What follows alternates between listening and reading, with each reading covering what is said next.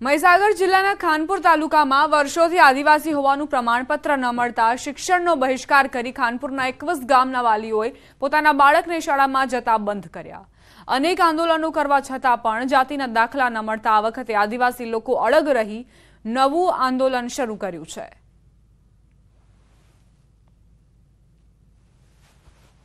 ઉડા પ્રાથમિક શાળાની અંદર 83 બાળકો છે, એની અંદર આજે जीरो हाजरी जोवा मळी रही है अने तमाम वालीओने दरेक तालुकानी अंदर दरेक शाळानी अंदर अमारा सीआरसी मित्र तथा दरेक स्कूलनी अंदर आज एसएमसी मीटिंग योजवामां आई रही है। दरेक वालीओने समजावट करवानी चालू है सवारथी 11 वाग्याथी अने वालीओने समजावता ज्यां सुधी अमने अमारा जातिनुं प्रमाणपत्र नहीं मळे त्यां सुधी आ वालीओ अमे बाळक मोकलवा तैयार नहीं एवा अड़ग मनथी अमने जवाब मळेल छे। वालीओ द्वारा पोताना बाळकोने शाळामां मोकलता बंध करी देवामां आव्या छे। वालीओ द्वारा पोताना बाळकनो अभ्यास बंध करी देवायो छे। संपूर्णपणे घरे रहेवानी सूचना आपी दीधी छे। छेल्ला घणा वर्षोथी महीसागर जिल्लाना खानपुर तालुकाना लोको द्वारा आदिवासी होवाना पुरावा पण आपवा छतां दाखला न मळता अंते परिवाરના વાહલસોએ આ દીકરાને શાળાએ જતો બંધ કર્યો, જેને લઈ બાળકોના શિક્ષણ કાર્ય પર પણ તેની સીધી અસર પડી રહી છે।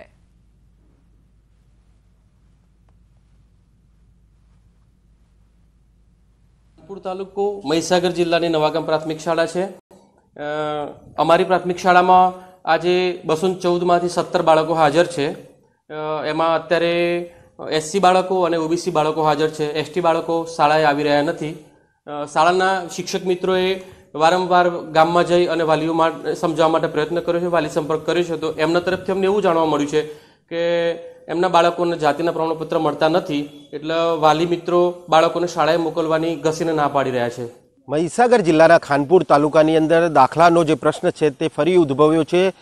અનેક બાદ જે આંદોલનો છે તે આદિવાસી લોકો દ્વારા કરવામાં આવી રહ્યા છે। દાખલો નથી મળતો તે પ્રશ્નને લઈને અનેક આંદોલનો કરવામાં આવી રહ્યા છે। ત્યારે આ વખતે નવું આંદોલન કરવામાં આવી રહ્યું છે કે જે બાળકો છે તે શાળાએ જતા બંધ કરી દેવામાં આવે છે। દાખલો નહીં મળે ત્યાં સુધી બાળકોને અભ્યાસમાં અણગા રાખવાનો પ્રશ્ન અહીંયા ઉદ્ભવી રહ્યો છે। કેટલી એવી શાળાઓ છે કે અત્યારે બાળકોની સંખ્યા 0 જોવા મળી રહી છે।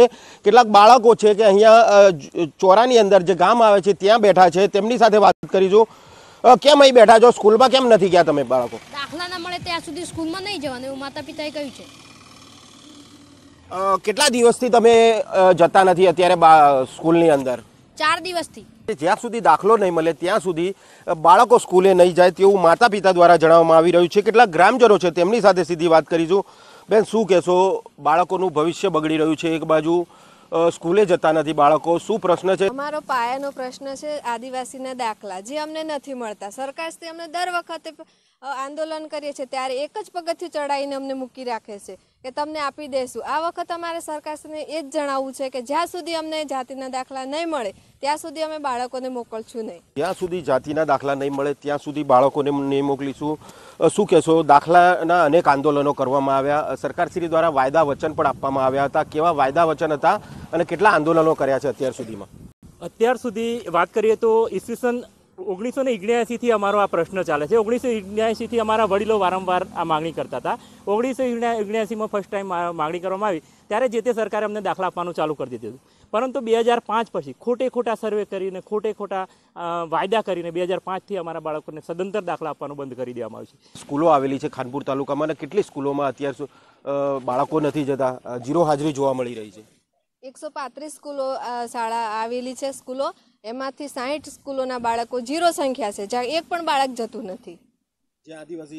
હા, જે આદિવાસી બાળકોની જ્યાં સંખ્યા વધારે છે એવી સ્કૂલોની અંદર કોઈ બાળક જતું નથી અને જે સ્કૂલોમાં બાળકો દેખાય છે તે અન્ય જાતિના છે। આ વખતે જે આંદોલન લીધું છે આદિવાસી લોકોએ, ખાનપુર તાલુકાના આદિવાસી લોકોએ, કે જે દાખલો નહીં મળે ત્યાં સુધી શાળાએ બાળકોને નહીં મોકલીશું તેવા અડગ જોવા મળી રહ્યા છે। મિતેશ ભાટિયા, ન્યૂઝ 18 ગુજરાતી, મહીસાગર। હવે શાળામાં પણ ઓછી હાજરી જોવા મળી રહી છે। ત્યારે દિવાળી બાદ વેકેશન ખુલતા જ વાલીઓ દ્વારા કેટલીક શાળાઓમાં આવેદનપત્ર આપી પોતાના બાળકોને શાળાએ ન મોકલવા માટે લેખિતમાં રજૂઆત કરી છે। શાળા દ્વારા પણ વાલીઓને સમજાવવામાં આવ્યા છતાં તેઓએ પોતાના બાળકોને શાળામાં મોકલવાની સ્પષ્ટ ના પાડી દીધી।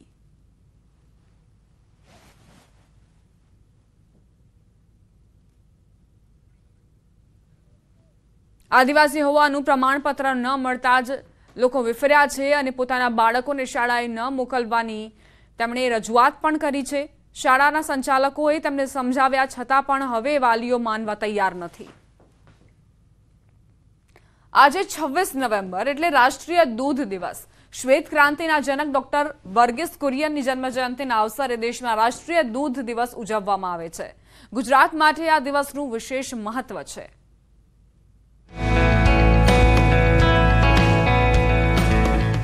ગુજરાતના ખેડા જિલ્લાના મહુધા તાલુકાનું આ છે સ્વરૂપા ગામ. અહીંનો મુખ્ય વ્યવસાય ખેતી અને પશુપાલન છે. ગુજરાતમાં ઓછી જમીન ધરાવતા ખેડૂતો દૂધના વ્યવસાય થકી પૂરક આવક મેળવે છે. પશુપાલકો સહકારી મંડળીઓ થકી દૂધ જમા કરાવે છે. ત્યાંથી દૂધની ગુણવત્તા ચકાસવા માટે ડેરીમાં મોકલવામાં આવે છે. ગુણવત્તા યોગ્ય જણાય ત્યારબાદ તેને મોટા પ્લાન્ટમાં મોકલવામાં આવે છે. આ પ્રક્રિયા સંપૂર્ણ પારદર્શક છે અને પશુપાલકોને તેમના દૂધના યોગ્ય ભાવ મળે છે. આના કારણે જ ગુજરાતના ગામડાઓ સમૃદ્ધ બન્યા છે. दूध का कारोबार इतना बढ़िया चल रहा है कि हमारे ज़िले में कोई इंडस्ट्री नहीं थी, तो आज भी खेती के साथ साथ ये धंधा मुख्य धंधा हो गया है. उसके साथ पूरा घर का गुजरान चलाते हैं, अपने बच्चे पढ़ाते हैं और जो मंडलियाँ चल रही है उसमें सरकार की बहुत सी योजनाओं लागू दी गई है. Gujarat cooperative milk marketing federation હેઠળ સંચાલિત ગુજરાતનું ડેરી સેક્ટર પ્રભાવશાળી વૃદ્ધિ કરી રહ્યું છે. અત્યાર સુધીમાં 18,164 ગ્રામીણ સહકારી મંડળીઓમાં 36 લાખથી વધુ ખેડૂતો જોડાયા છે, જે પ્રતિ દિવસ 215 લાખ લીટર દૂધ ઉત્પાદન કરી રહ્યા છે. જેના થકી વર્ષે 80,000 કરોડનું ટર્નઓવર થયું છે અને ગુજરાતનું દૂધ ઉત્પાદન 4.96%ના CAGRની વૃદ્ધિ કરી રહ્યું છે. 2014 के बाद मोदी जी देश के प्रधानमंत्री बने तो कोऑपरेटिव का एक अलग मंत्रालय बनाया और कोऑपरेटिव की जिसको जानकारी है, ऐसे अमित भाई शाह को ये जिम्मा दिया और कोऑपरेटिव छोटे छोटे लोग भी एक साथ में ज़्यादा मिलकर एक साथ में काम कर सकते हैं, ऐसा एक मॉडल जो है वो देश के सामने खड़ा किया. मैं मानता हूँ ये देश के लिए नहीं, पूरी दुनिया के लिए अमूल मॉडल और कोऑपरेटिव मॉडल वो एक आशीर्वाद रूप साबित हुआ है.